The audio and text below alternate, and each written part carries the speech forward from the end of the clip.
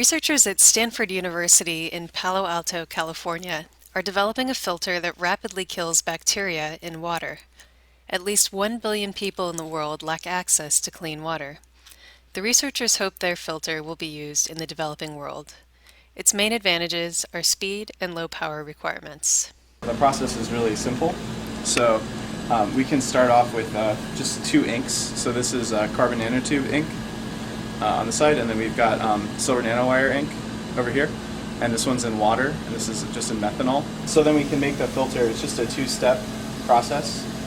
So you can see here that we can just apply the ink like you might any dye,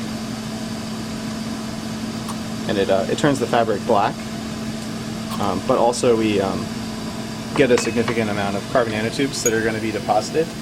And as the water dries, the nanotubes are actually going to be pulled tight to the cotton fibers.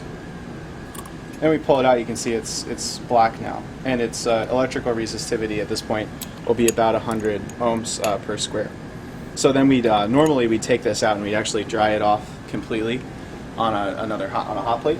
The process will be almost exactly the same for the silver nanowires. We're going to put the ink on, and then if we were making a real filter, we'd dry it off on a hot plate. So I have here several filters that you can see that we've made that are different. And so this filter has just been treated with the carbon nanotubes. And you can see it looks black after drying. And this one has just been treated with silver. And so you can see it's kind of gray looking. And the silvers don't wrap around the cotton fibers because they're too big. So the overall resistivity of this is actually much bigger than the hybrid filter, so it doesn't work as well for the water treatment process. And so the hybrid filter here, you can see, is mostly black, but if you look closely, it's actually grayer than the just carbon filter. Okay. So once we've taken the filter, we actually, for our laboratory setup, we just take the filter and kind of roll it into a little piece like this. That's actually a 2.5 centimeter, or about a 1 square inch piece of cotton. And we can just kind of stuff it in this glass funnel here.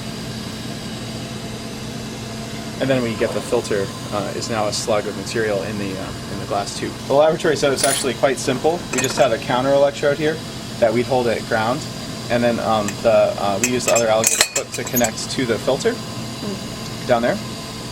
And then we can apply between these two electrodes a voltage, and we need about 20 volts for this setup. We just take the water solution and we connect these to an electrical power source, and then we can just pour the water through, and you can see that it's going to, first it's going to hydrate the filter, and then it'll run down.